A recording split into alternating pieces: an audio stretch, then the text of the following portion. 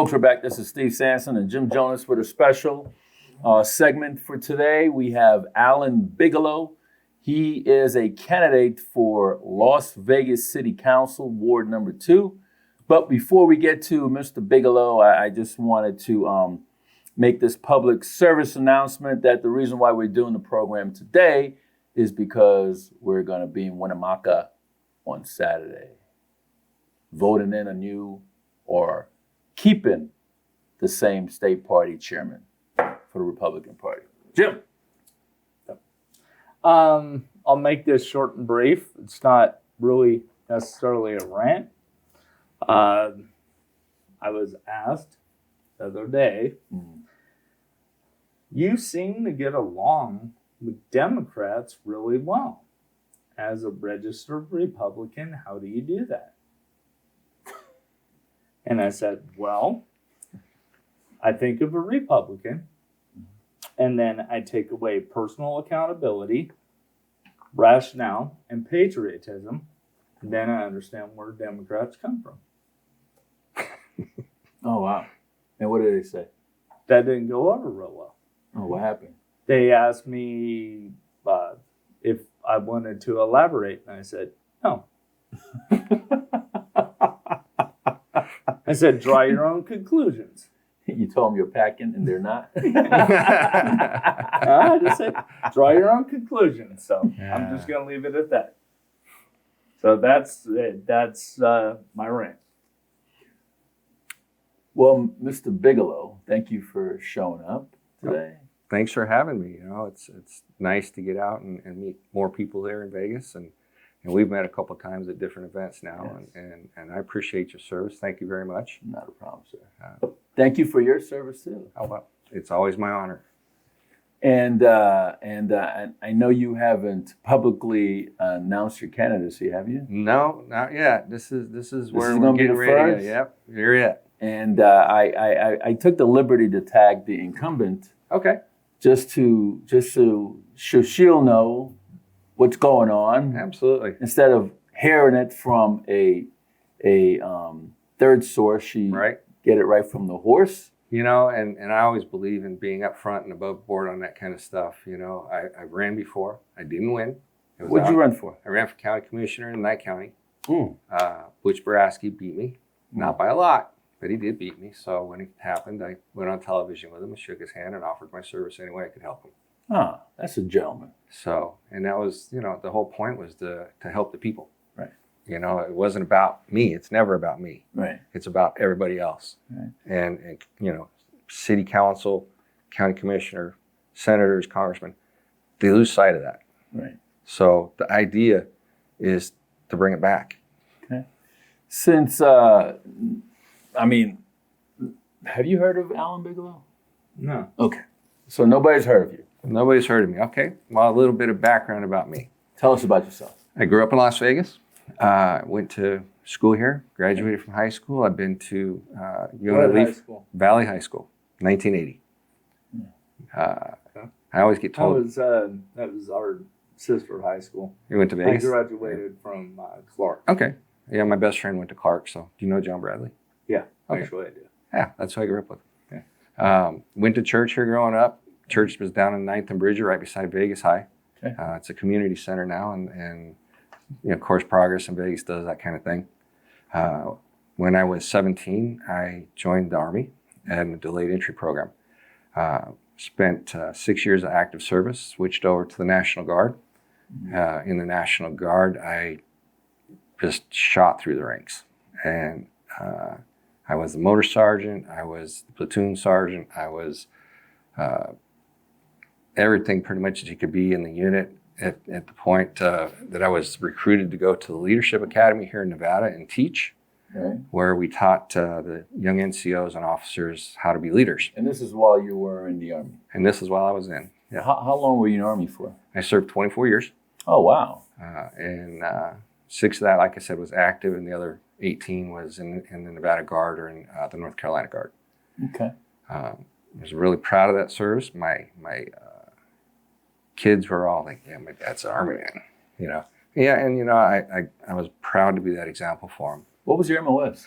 I was a 13 Echo, I was a 63 Bravo, a 63 Charlie, and ultimately a 63 Zulu. Put all those in layman's terms. Yeah. In layman's terms, I was the motor sergeant for quite a while. I worked in a fire direction center telling the artillery where to shoot, which was a 13 Echo series. 13, of course, is the artillery. 63 is all the maintenance things.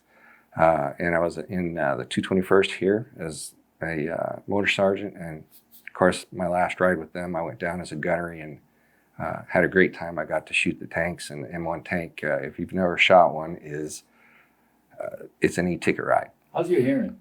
What? How's it? Yeah, I do suffer from a little bit of tinnitus, just because of the loud noises, the cannons and things like that. And back then it wasn't these super scientific earplugs you wore. You had these little squishy little bone things, and you stuck them in, and maybe you might hear, you might not. Yeah, there's a lawsuit out on class action or tort for 3M, which is the ones that makes those. Yeah, they knew they were defected, and they still sold them to the military. And it was unfortunate because we've got a lot of really deaf guys. Yeah. Right now I'm a fireman out in Pahrump. Okay. And out in Pahrump, the population is huge with veterans. And there's probably 30% of veterans in the entire town. Yeah.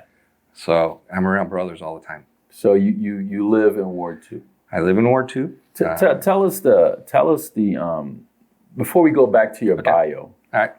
Tell us the boundaries for Ward 2. Ward 2 basically encompasses Summerlin. It comes down Charleston a little bit. It cuts over to Sahara down. Summerlin is quite big now. It is, and does it encompass the whole Summerlin? No, not the whole Summerlin. It kind of cuts over at Summerlin Parkway and jigs around a little bit. It's a really kind of a strange looking boundary. Okay. If you can imagine like a hand sticking up and just kind of sticking out, right. And then the top part of the hand goes up into Red Rock area and takes care of that too. Okay. So it's compact as far as the city goes, but it's a strange boundary line. There's some challenges in there for construction ideas, and there's been some disasters under development. Do you have Red Rock Casino in? I do. Yeah. It sure do. Okay. Red Rock and Suncoast and the Rampart, all three of those. Okay. So this is a nonpartisan seat. Absolutely is. And continue with your bio. So a lot of the time, well, of course, in the National Guard, you have to have a full-time job doing something. Right. In those jobs that I was able to do, I learned a lot of different skills, a lot of ways to help people, a lot of ways to make things happen. How so? You get into, for example, in the construction side of things, where I worked a little bit. You work with a lot of different people. You have to work with schedules. You have to work with deadlines. If you're not meeting a deadline, you have to really step back and figure out how to catch up. So you work in construction? I did. I was a tile mason for quite a while. So you're going to be familiar with all these easements and buffers and and zone changes, R1, and commercial. Absolutely. Okay. And part of my duties right now actually is I'm a fire inspector out in Pahrump. Okay. So I inspect the buildings to make sure that they're compliance with the codes for the fire department. And the fire department comes before the council as well. Absolutely. Okay. And out there, it's actually the county commissioners in Pahrump, not in Las Vegas. But it's the same thought, and so we have to answer to the commissioners out there. And here in Las Vegas, the fire department answers to the city, and in the city and in the county, they answer to the commissioners, and the other municipalities, they do their thing. The fire thing. chief reports to the city council. Absolutely does. Absolutely does. Okay, please continue. So in the process of learning a lot of those different skill sets, it helps me to develop my skill sets through, like I said, realigning plans that go sideways. If something happens, you got to back up, you got to figure it out, go again. You got to make those deadlines because in the city, you have a budget, annual budget. You have to meet that budget every year. You have to make the plans based upon those budgets. And if you don't, you're going to get in trouble. Right. The state doesn't like it when you blow your budget. They're not happy. So the idea, in all of those things, developing it, for example, in the National Guard, it was leadership skills all the time to the point where I was recruited to teach leadership. In the military as well, I had a huge budget to take care of. I had, 16 M1 tanks. It's a little over $100 million of whack plus a $3 million maintenance budget I had to manage and make sure that it worked. Right. So I did that successfully. And like I said earlier, I was talking to some people earlier, and because of that, because of the time I'd spent with the military, I received an achievement award from the United States Senate. Harry Reid signed that one. Can't, take it for what it is. But it came from the United States Senate, which is pretty impressive. That's got signed up by the I Senate. got signed up by a Doesn't senator. matter. So I appreciated that, and I earned that, and of course several other decorations along the way. I had many friends that went to Desert Storm. One of my old units from Fort Bragg, I watched them on television. It was a strange feeling not being there with them because I was on another assignment. So that was some of the little things in the process of like learning to do medicine. And medicine is an interpersonal skill. Sometimes the biggest thing you can do is give somebody a hug, and that cures them. It's not necessarily what their problem is, but that takes care of it to where they can get to their problem and you can help them solve their problem. It's a mental thing. Sometimes it is. It really is. And that's something that's always been dear to my heart too, is the mental issues for our veterans. We have an obligation to take care of these guys. So let me ask you one quick question. First, I just want to say thank you for running for city council. Oh, it's my... I've said this so many times on the show. I said in front of the city council, I really honestly think city council is the most important form of government. So where the rubber meets the road, right? Yeah. And but secondly, just as a veteran, one of the things with veterans in politics, one of the reasons why I got involved in this organization, while being somebody who was never served, one of the reasons why I got involved the most is because I really truly believe in, veterans fought for this country. They should have a right to say how it should be run. And so many people wants to get out of the service. They want nothing more to do with politics. So what would you do if elected, or when you get elected, to get veterans to stay involved in politics? Like recruit other veterans, whether they're Democrat or Republican, doesn't matter to me. I just want to see more veterans actually involved in the process, running for political office, or just being advocates in general. One of the things I did in Pahrump when I lived there for a little while was they needed a group to start a veterans advisory committee for the cemetery. We ended up with about 8 guys and gals, because we had a couple good gals on there that were amazing. I worked with an amazing team of people. We all volunteered. We all spent time. We got the columbarium set up, and as well as the memorial that's out there in Pahrump in Chief Tacoma Cemetery. If anybody wants to go check it out, it's pretty impressive. We all worked together. We all came together on a common cause. And I think what's happening right now is our veterans aren't seeing that we care. And if we can show them that we care a little bit, they're willing to stick around and do what they got to do. Veterans really know the price of politics, and we pay it. We pay it. Desert Storm, failure of politics. When the politicians fail, our guys die. That's bottom line. Or get sick. With Agent Orange in Vietnam. Gulf War. Gulf War. This travesty in Afghanistan. Failed politics. So we got to get people in there that are going to stick up for our guys. We got to get people in there that are going to stand up.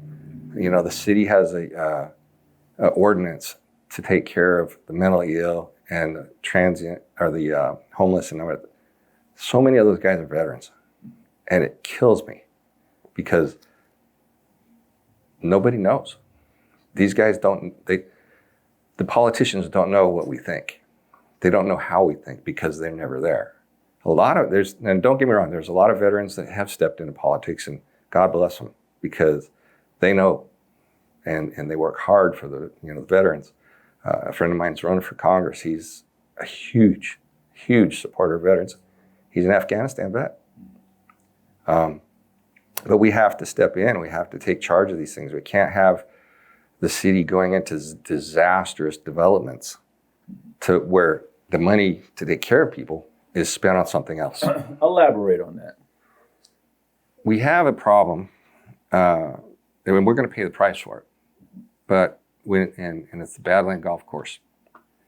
And that Badlands Golf Course has been in use for a few years now. It's been quite a few years. In fact, I have the legal bills right here for it.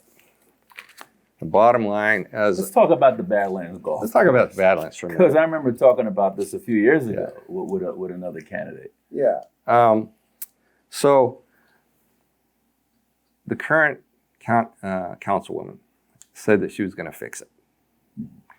She got in there and took over from the prior councilman who was recalled. And she took over the ordinance that we were trying to repeal. Got it repealed, but didn't change anything. The gentleman that owns it is still suffering. About Colonel Soroka, right? Yep. She took over Yep. for him. She took over for Steve Soroka. Mm-hmm.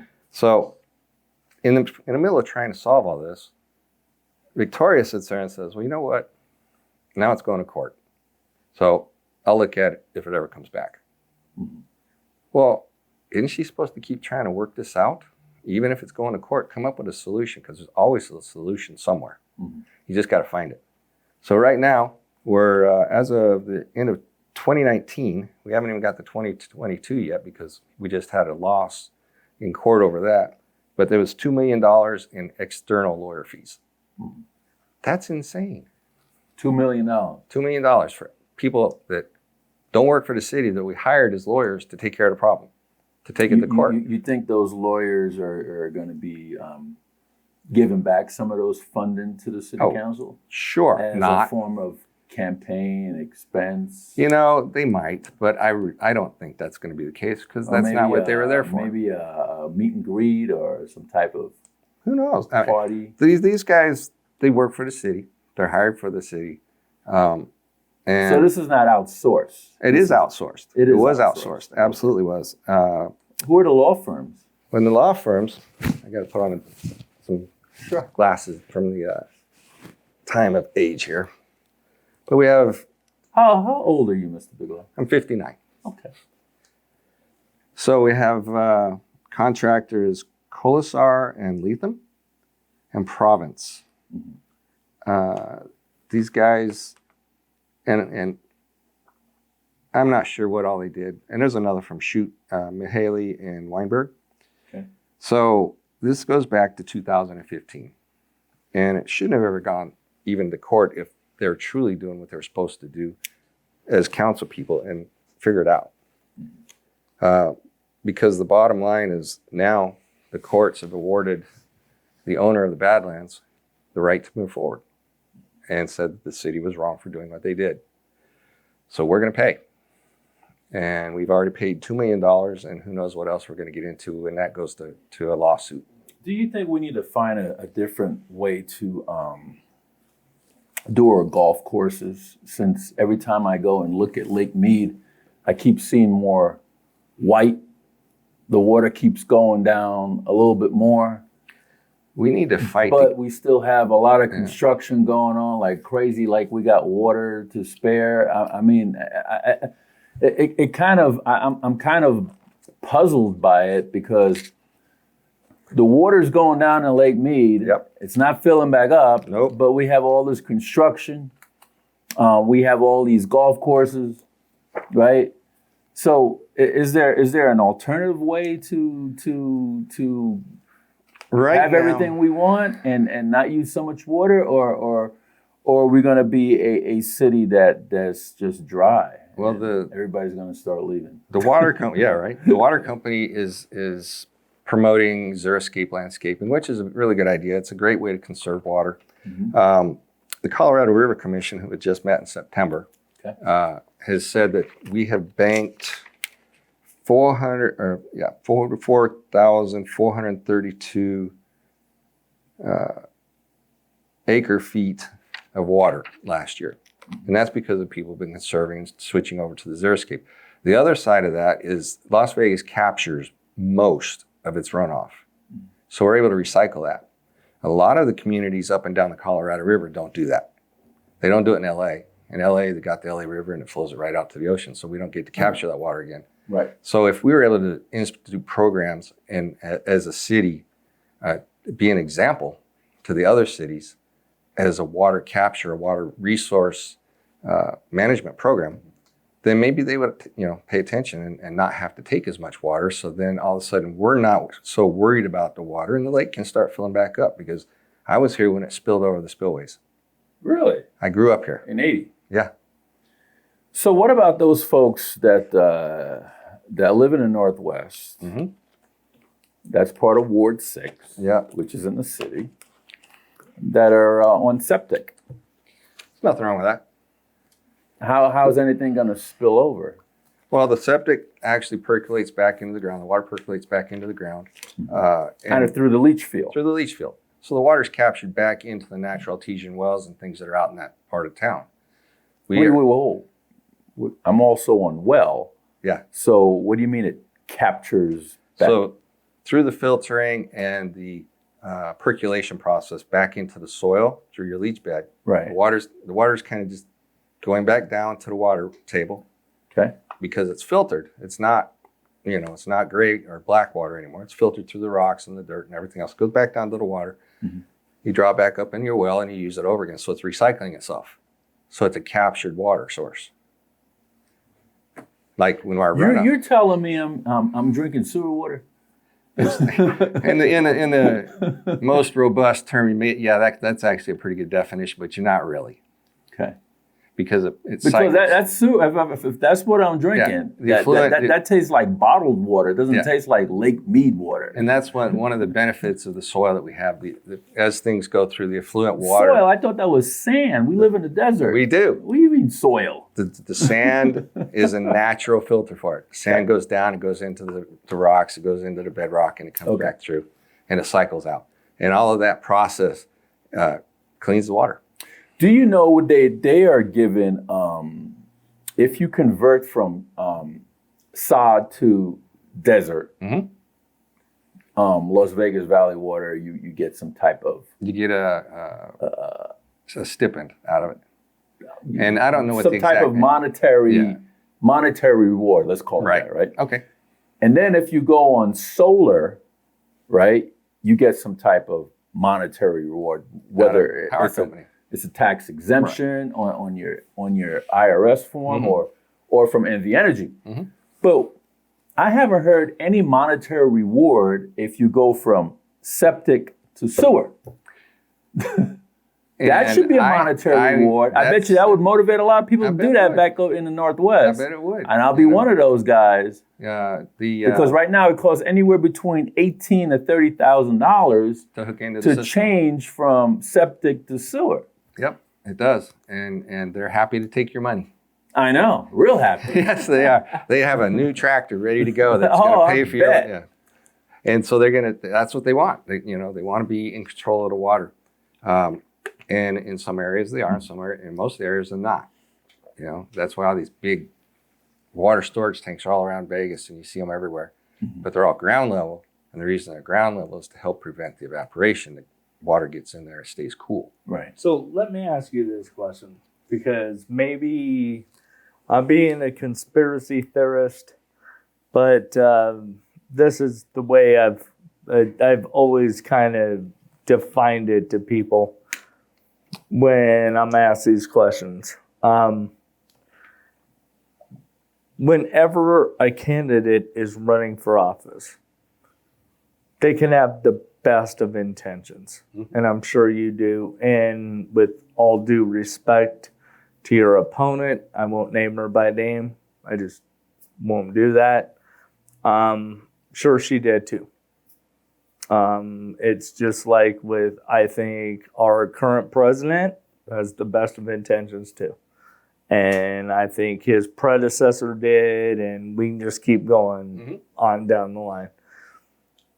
But the way I look at it is once someone gets elected to whatever office it is, whether it's president, senator, congressman, county commissioner, city council, whatever the case may be, it's like soon as you get elected, I just honestly think that there's a group of people in each area that kind of pulls you back and goes, everything you said on the campaign trail sounds really good, but this is actually how it works. And to piggyback on you, a lot of politicians, when they're a candidate, they're more humble and gracious, eager to help,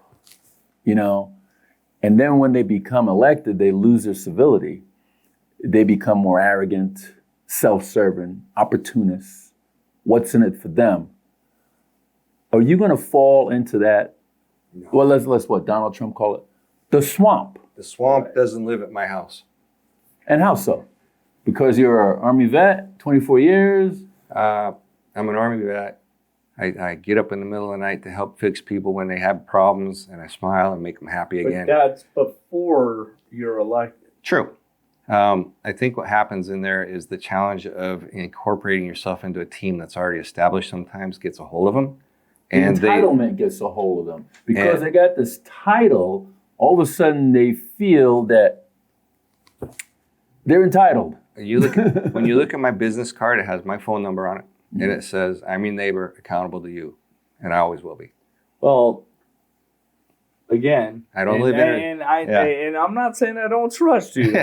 I'm just saying we want to make this clear on air, and it's on Facebook Live. Absolutely.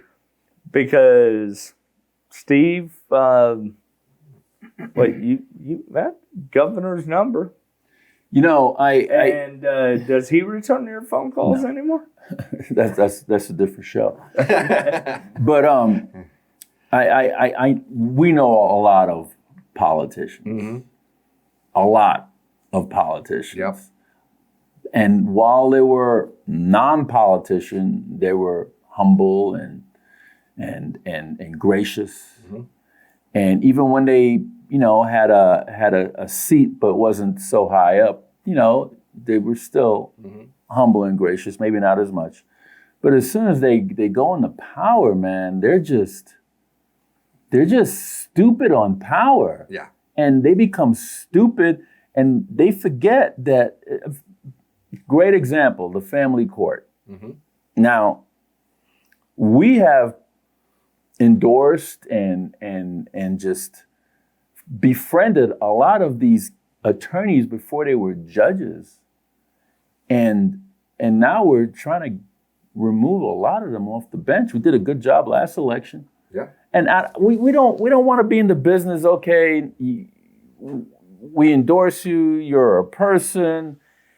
And then 2 years down the line, we're like, oh, we need to get rid of that guy. Well, I'm not looking at this as a career. I'm not looking to go in and be the guy for 20 years or, Nancy Pelosi's pet, Steve Horsford. Does he live here? He doesn't even live here. Well, he owns a house here, I'll say that. Okay. Well, he does own a house here. So I guess that's what he's using as his address. But his wife works in Virginia as a teacher, and she's teaching CRT. And don't forget Boggs McDonald. I don't know how long you was a county commissioner and lived in the district, and they had detectives or private investigators follow her around. My whole thing is one term. If I do a good job, put me in a second one, and then I'm gonna go home. I don't want to be there all day. I want to go home. I want to play with my grandkids. Okay. I want to bring Vegas back strong. I want to bring Vegas back to where it's self-reliant again. And I want it to be something where I can walk in and say, yep, I did that. That's what I showed my children. That's the example I sent to my grandchildren. And if they want to serve later on when they grow, or they want to get involved in something, they have at least a good example to show. And I'm not going to disappoint them. So you're running to replace an incumbent? Absolutely. Okay. So what specifically is wrong with Ward 2 that she's not doing that you're going to change? You gave an example with the golf course. The golf course, yeah, that's just. But like kind of the tip of the what iceberg. specifically, because it's hard to unseat an incumbent. It is. It really is. It absolutely is. And You have to be able to like really have something substantial that individual has done. Unless you're running for judge and it's the Me Too movement. yeah. And it doesn't matter.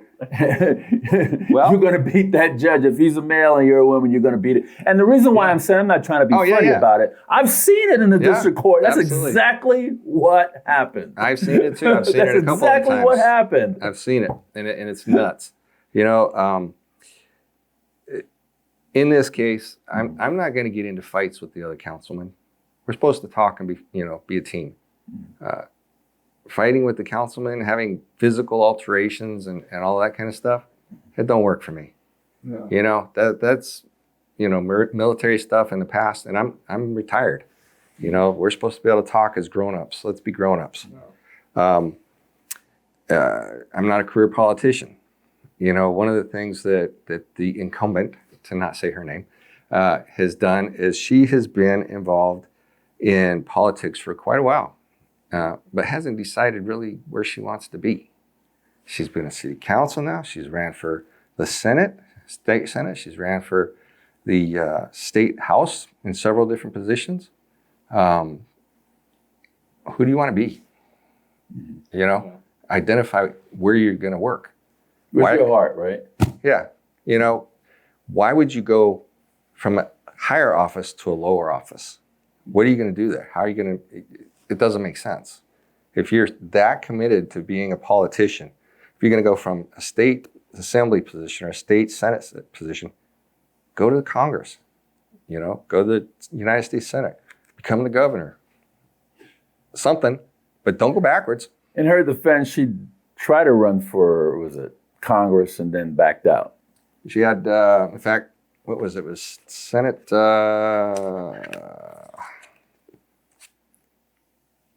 Congressional District 3. Yeah. Yeah. So Yeah. you're saying you're not going to use this seat as a springboard No. to something else. No, I have no desire to go past this. None. Like I said, when I'm done, I'm going to go home. I'm going to play with my grandkids, my kids. You know, I've got an amazing girlfriend right now who's keeps me on my toes. I want to travel and do the things that I've So earned. you're single. I am. Okay. Well, she doesn't think. You're not married. I'm not married. Yeah. I'm not You married. gotta be specific I haven't- for everybody. Yeah. boy. You got to kind of, define, yeah, you Steve. got to, it's all these defining things now with all these Right. different movements. I'm committed to How someone. many children do you have? I have 4 children and 3 grandchildren and one that's going to be here in hopefully this week. Okay. Are you familiar with the way rezoning works and permits and building inspections and all that stuff? I'm very familiar with the building inspection program. Well, we need somebody. sucks, by the way. We need somebody. We need somebody that's going to streamline that in the city of Las Vegas. That's one of my, actually, I'm glad you brought that up. Because it actually sucks. It does. And, It actually- and a we- friend of mine. This is from personal experience now. This is not just because I heard Johnny from across Yeah. the street saying it. Yeah. This is from something that we actually got involved in, and it sucks. It does. And there is no guidance, and there's they rather you hire an attorney for $20,000, $5,000, $15,000, and a contractor for another 10, 15, and he's not the one doing the work. Right. A friend of mine is a developer here in town, and he was telling me some of the horror stories that he's gone through. For Let's hear example, some of the horror stories. Put it out there. he's gone through fire inspections with 2 or 3 different fire inspectors. One of them would come in and say, "Hey, this is cool." Another one come in, "No, that's not cool." They get to a final bid or final closeout. "Oh no, this all has to be changed because it's not right." Well, I use the same standard that my fire chief uses because we're the 2 fire inspectors in Pahrump. We go by the same checklist. We have the same list of items, the same codes, the same year that the code was produced. Straight line, there's no guessing. And what seems to happen, and it really shouldn't, is personality gets into something. Hey, I kind of like this over here. I'm going to make that work with the code. But the developer's like, well, you guys already passed this in code and compliance and plan review. Now you're telling us we got to change it? So now a project goes behind. A project gets huge financial delays. And the developer's like, all right, well, you know what? My next project, I'm going to go to San Diego, forget Vegas. Because it happened. Why can't we have the same rules for everybody all the way down the line? It's a simple program. It's not hard. You have checklist for this and this and this, and it's supposed to be, for example, a sprinkle pipe. If it's supposed to be Schedule 40 PVC, then it's Schedule 40 PVC. It's not Schedule 50. It's not gray. It's the white Schedule 40 PVC. Everybody uses the same numbers. Makes it simple. Same things with businesses here in town trying to start up. North Las Vegas just started a crazy program. One-stop shop. Imagine that. I'd love to see that happen. I would sponsor that in a second. Elaborate on the one-stop shop. What's in there? One-stop shop, you say you're going to sell hats. Okay, you're the hat manufacturer. You're going to have a retail store here. Now, I'm talking about the one in North Las Vegas. That's the one I want to hear about. Yeah, I just barely saw it, so I don't know all of their details yet. I just barely saw it. But because, they did a one-stop shop for the courthouse. Mm-hmm. And you have Muni, Justice, and District, and the Supreme Court in there. That was the whole concept of building the RJC. Right. Right? The new one, right? Mm-hmm. Supreme Court took off. They went their own way, right? And now we have an appellate court. Municipal Court took off. They went their own way. I'm like, what happened to this whole one-stop shop concept? Yeah. So let's bring in our developers and show them that same courtesy. That one-stop shop. You got to. This is your plan review. This is your guy for inspections. This is the guy that's going to come out and approve whatever alterations you guys got to have. This is the engineer. One stop, same place. Okay. If you're building a hat factory, you're going to hit that store. If you're going to come in and you're going to build a McDonald's, and hopefully we're not getting into brand name issues there. I'm just picking them. Right. For that restaurant, you're going to go in this line. It's line number 2, and everything that you need is in that line. That way, it simplifies the system. You can put it all into one building. We don't have to have 15 buildings for somebody to go from this building because he needs a permit over here. He goes over there for a plan review. He goes over here for a surveyor. He goes over there to get a waiver for something. It's all there. Okay. Make it simple. Make it attractive to businesses. Let's not lose our businesses here. We need the jobs. The city's all over the place with different buildings for different stuff. You go to register to vote. It's not at the clerk's office. It's over off of Craig Road. How could you educate people that are living in neighborhoods and own homes and educate them on the different codes and ordinances that for example, I learned this 2 days ago. Okay.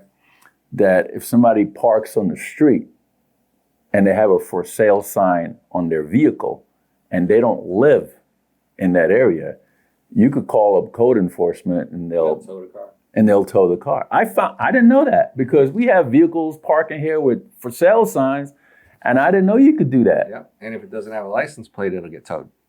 Exactly, but there's a lot of people that don't know any of that stuff. How could you put it out there? There's an easy way with the technology we have. We have websites that it can make them so easy to use. You pick, okay, here's the rules on cars. If you're going to sell your car, here's the button to push. There's all the information. We've got IT guys working for this city that are smarter than me any day of the week. And I'm sure that it takes nothing to put a button on a website. Is there a process that you could speed up, when you found out there's a squatter living in a house or the house is a nuisance?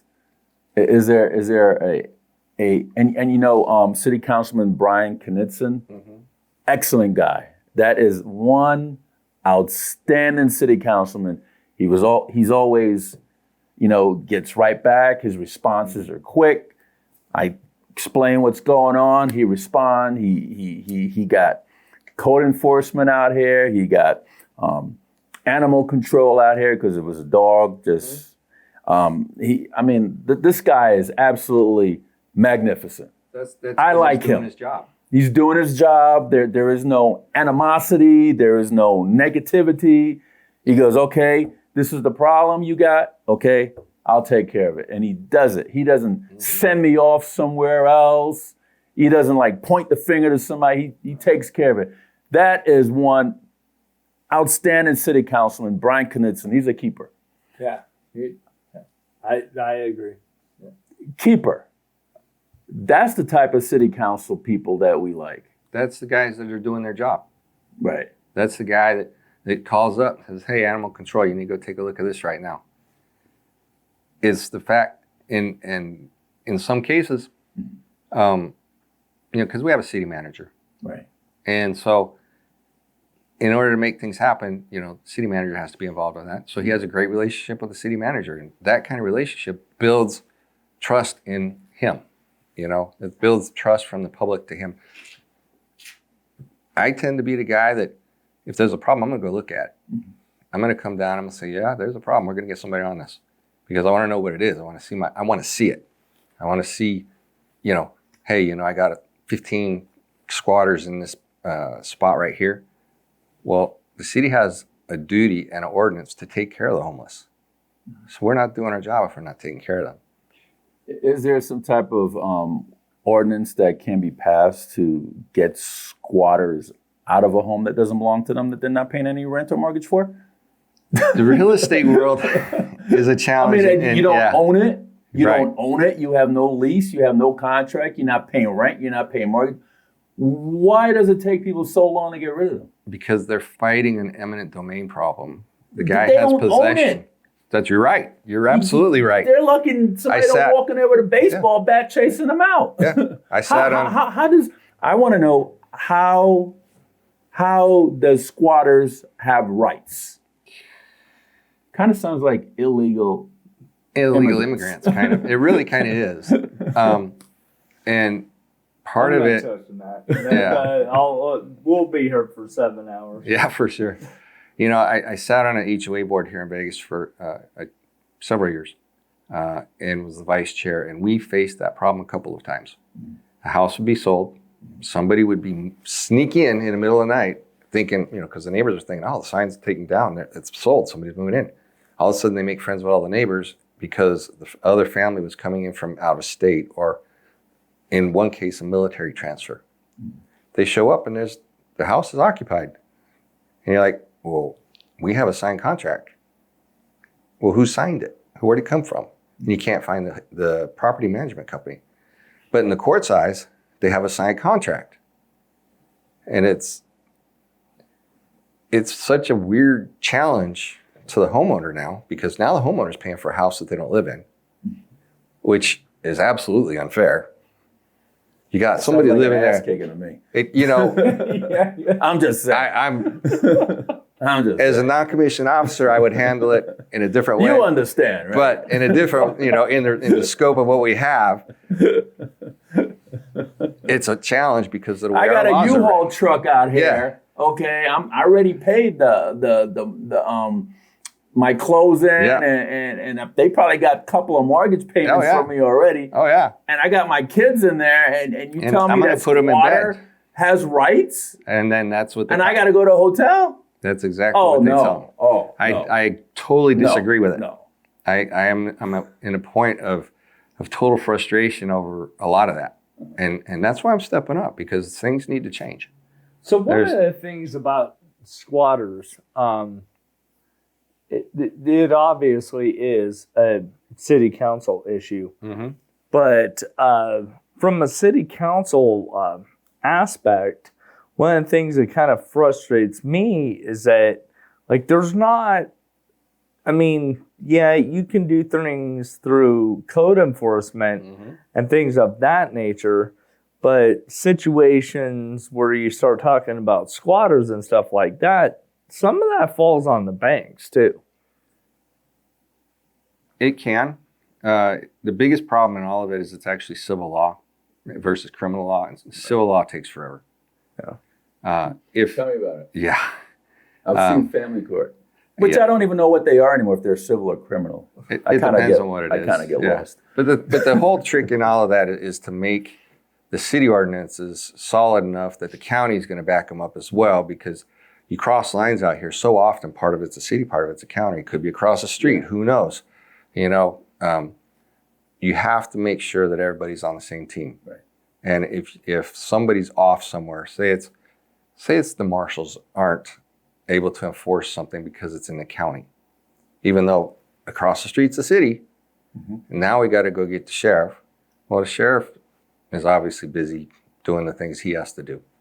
So now we got to get another agency involved, and then we got to get another agency involved, and then we got to get code enforcement involved, and then we got to make sure, okay, now they've turned the power on in their name. So now Nevada Power is looking like, well, they said they were the owner. And so now, you know, you have a regulated agency saying they said they're the owner, but they got the bank and a mortgage and you know, the clerks and the recorders saying, no, they're not the owner. So now it goes into, where's the judge? And I think that we can probably, if we're able to work this through the Justice of the Peace program real fast, we could get them in and out. But we have to have city ordinances in place to do that, and so does the county. And I think working hand in hand in that realm would solve a lot of the problem. So let me ask you just, and literally this is my last question because it is getting kind of late. So when you brought up the county, one of my frustrations too with city and county, like, yes, we are technically in the city of Las Vegas, but we're also in a county district as well. So how do the jurisdictions break down? Like, if you're in the city of Las Vegas, but you have a county commissioner as well, let's just say, for instance, you're living in city council Ward 1, but you're also in county commission District D. Like, so if there's an issue, which one has the final say? Is it the city or is it the county? That's a great question, because it breaks down into some simple things. It goes down even as high as the state. So you have the state laws, then you have your county ordinances, then you have your city ordinances. If a city ordinance exceeds the scope of the county ordinance, it's not valid, obviously. But in order to make it a valid point, you have to follow the chain of custody in that line. So is it a county issue or is it a city issue? If it's a city issue concerning squatters, for example, squatters, we have an ordinance for, and if we set one up, to move them out in a hurry. Well, because we can make the laws tighter at the city, the county's not going to get involved. Now, if we don't have something and this county has something, then we can use that county ordinance to take care of that. Okay. Does that make sense? Yeah, I would always think it's the county, because everybody, all the city council people trying to be county commissioners. Yeah. I don't think the commissioner. Right? I'm good with that. Yeah. So there comes a time, it hasn't happened, it doesn't happen often, but it does happen, that the municipal judges sometimes vacate seats. Okay. And then the city council appoints a judge to fill that vacancy. What do you look for, or what would you look for in a person that an attorney that would want to become a municipal court judge? One of the things I would actually look at is their relationship with their clients. Because if they don't have a good relationship, And how would you know their relationship with their clients? you're going to see the You gonna reviews. go to Yelp? Yeah, I'm going to go to Yelp. Of course, it's a good tool. I'm going to go to Yelp. I'm going to look around at how their cases were handled, because it's all public information anyways. Right. So I can see how their history is. I mean, if I've got a guy that's coming in front of me that's been stood up for his clients and gotten cited by the judge for contempt, I kind of like that guy because he's standing up for his clients. yeah, he got charged for contempt, but he got charged for contempt for the right reason. Right. If I got a guy that's sloughing off and he got charged for contempt and the judge says, you know, you're guilty of malpractice, he has the right to sue you. Yeah, that guy needs to go away. You know, where do they come from? What are their thoughts? You know, or what are their values? My values, I keep them on my phone so I don't forget them. And it was something that a mentor actually taught me to do. You know, who is their mentor? Who is the attorney that they learned, you know, to practice with and they studied before they took the bar? Who are these people? Who's their background? If their background is sketchy, I'm not going to go that route. You can't. It's just not right. Seeing judges, and I'm going to stick my neck out here for just a second on judges, because I've seen a few judges that if they don't listen to the case and they just go on their own thing, they need to go away. They need to be voted out. And I've seen it more than once here in Las Vegas.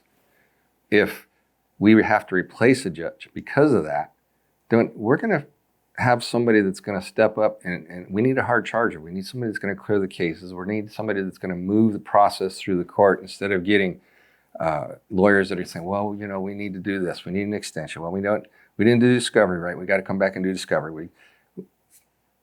Excuses don't make it work. Let's make it work. Let's get it done. Let's get the people's cases heard, and let's get them out to where it's resolved. It's fair and equitable to the people involved, and we're not unduly taxing a victim. Okay. And you know that the city council is not just sitting on the city council. They also sit on different boards. On the water board, the tourism board. What boards would you consider sitting on, and why? I would love to be on the tourism board because I grew up here and I've seen the glory of this town explode in the past and fade. I would love to sit on the police and fire advisory board because I know those guys inside and out. I work with them every day. I know where the hearts are. I would like to sit on the veterans board because obvious reasons. And I would like to actually sit on a budget oversight board because I've had to manage big budgets. And these are decisions we're talking about that affect 2.5 million people, not just Ward 2 or Ward 6 or Ward 1 or Commission District F or Commission District whatever, you know, or Congressional District 3 or 4 or Assembly District 34, 36, whatever the case is. You're talking about, you know, 2.5 million people. So you got to be on top of it. You got to be on your game, and you got to be able to look at what's going on. When I ran for office in Knight County, the comptroller was presenting a budget, and she goes, "Well, you just went through that and found 3 errors. You want a job?" I was like, "No, thanks. I'm running for commission." You know, I thought you'd probably say the Fiscal Affairs Committee for Metro. You know, Metro is a unique organization because even back when I was a little kid, they combined 7 different police agencies to make it. Sitting and helping them get their budget through, I would love to do that. I would love to be able to, you know, public service, you know, the emergency services, they need a lot of people that understand what they do because when you present something to the board, they're looking at an ambulance and it's just a number I'm grabbing out of the air. I don't know that that's the number they spend on their ambulances or their rescues, actually, is what they call it for the fire department. If it's $250,000, they're looking at $250,000. Oh my God, we got to get 6 of them? That's $1.5 million. What? Well, here's why. Because it needs this and it has to have this. And we have to do this for the city because we have to carry this part of our equipment to be correct in our public safety stance. And we have to be able to do this to take care of the, you know, the medical needs of our community. It's easier to explain when somebody knows what's going on. You know, you have to get anything passed in the city council, you got to get a majority, right? Right. Would you compromise your integrity to say, okay, you city council people vote on this for me and I'll return the favor? Absolutely not. You just take the loss? I'd have to take the loss and explain it to the people. Would you lobby your fellow councilmen? To get what we need to do? Absolutely. There's no reason not to. And how would you go about doing that? Show them the benefits. Show them the benefits. Show them how it's going to be productive and how we can save money, for example, in our budgets. And I'm going to use the recent accident that Clark County had with their fire truck. It was an old truck. And they said, plain and simple on TV, it's an older truck. We're probably not going to refurb it or repair it.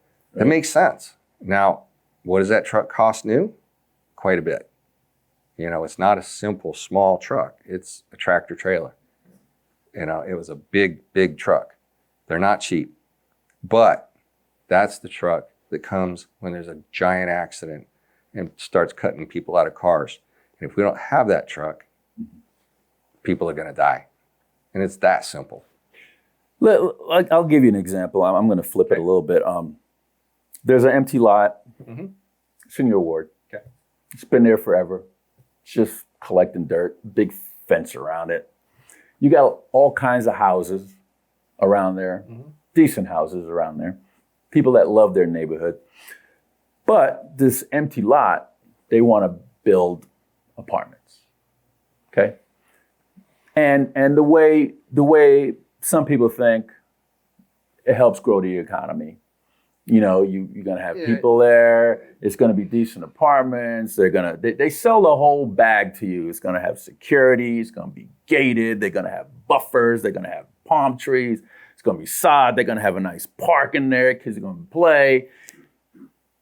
The neighbors these are developers that are telling you how it's gonna be, right? They're trying to sell it to you. Right. The neighbors are saying it's gonna overcrowd our school. It's gonna overcrowd our road. It's going to mess up my view of the freaking mountains. It's going to do this. And you just don't have one neighbor. You have a whole slew of neighbors coming there and telling you no. But you know that this development will be better for the city because it'll bring up the economy, more people in there, more voters for you. You know what I mean? So how would you go about, who would you side with? The developer that's selling you this whole thing and probably going to donate to your campaign next re-election. You never know. Probably. Or the homeowners that are telling you, who are you going to side with? That's actually the problem in Badlands right now. Always the problem. And the problem isn't that you don't want them to develop. You want them to be responsible in their development. You don't want them to be... you wouldn't want to put 10,000 apartments in there, for example. But maybe you could put in 30 condos. And somehow in there, you got to work with the developer and the community because they got to come together in a cohesiveness that's going to be... so condos for ownership versus... Correct. Renters that... Right. Transit all the time. So it becomes a home and not just a stop space. Right. Or somebody's commercial or corporate home. Okay. So you have somebody bouncing in and out all the time. It goes into ownership. Okay. If people have something, they take care of it. And it may not be the answer that and like I said, I might not be the answer that somebody wants. It might not be the answer that they like, but I'm going to give them an answer. If there's another solution there, we're going to find the best solution. That's the idea. And that's one of the reasons why I think that you've seen the ordinances passed where people have to talk, developers have to talk to the neighbors. If you don't talk to the neighbors, and let's say they put in a garage full of cars instead. Now you just took the whole neighborhood thing out of it. And you put in greasy, smelly smoke and oily runoff and all this other stuff. You just changed the whole dynamic of the neighborhood without talking to the neighbors. So you got to talk to the neighbors. You got to sit down and you got to have some meetings to where people are kind of understanding what's going on so they see the benefit of it as well as, this bad sides of it, and everybody can talk about it. And if they can come to a great medium to where they're all agreeing, that's what we should be orchestrating, not, well, I don't care, ordinance says go ahead and do it. Well, that's not fair. Let's meet in the middle somewhere. Let's find the solution. That's why I said there's always a solution. There's always an answer. You might have to work hard to find it. You might even have to beat your head on the wall a couple of times and go home, take a nap, and come back and look at it again. But there's a solution there somewhere. Well, Mr. Bigelow, we'd like to thank you for coming on the show I appreciate you guys having me. and express your platform. I think people need a choice when they go to the voting booth. You know, I wish it was like that a lot when it comes to a judicial bench, but people need a choice. They need to know if they vote for one over the other and the reason why. We want people to start thinking about what they're doing before they press that button, because people in political office affects everybody's daily lives. Yes. And I think that our country is starting to get tired of just putting any old person in office, and we just need to just be educated before we start voting. Absolutely should. Research whoever you're voting for. Right. Talk to them. Go to their meet and greets. Take the time to call them and talk to them on the phone. Send them an email, something all the time. Easy to do. I answer my phone. I answer my emails. I'm the only one that does. Great. Mr. Bigelow, I'd like for you to look into the camera and tell folks why they should vote for you over anybody else and your point of contact. My name's Alan Bigelow. I'm running for City Council in Ward 2. I'm your neighbor, and I'm accountable to you. My phone number is 702-427-5656, and the email is aebiglv@gmail.com. What is your vote for you? Oh, Forget that part. I forgot that part. You know, I'm here to represent everybody. I'm here to find the solutions that we've missed, and I'm going to fight for you every day. Okay. Folks, that's Alan Bigelow. He's a candidate for Las Vegas City Council Ward number 2. Take a look at him and see if that's a choice you want to make when you go to the voting booth. Was it June? June 14th. June 14th, which is a long way from now, and I'm sure there's going to probably be more candidates jumping in the race as well. Yeah, I love challenging races. Those are the best kind. I know you don't want to go in the ring and raise your hand. You want to go in the ring and actually knock somebody step down. up. Yeah, be the guy that's going to come in and say, "Let's go." Exactly. So, there you go. I understand. So take a look at Mr. Bigelow and make your own decision, but be educated when you go to the voting booth. This is Steve Sampson, Jim Jones for Veterans of Politics. Until next time.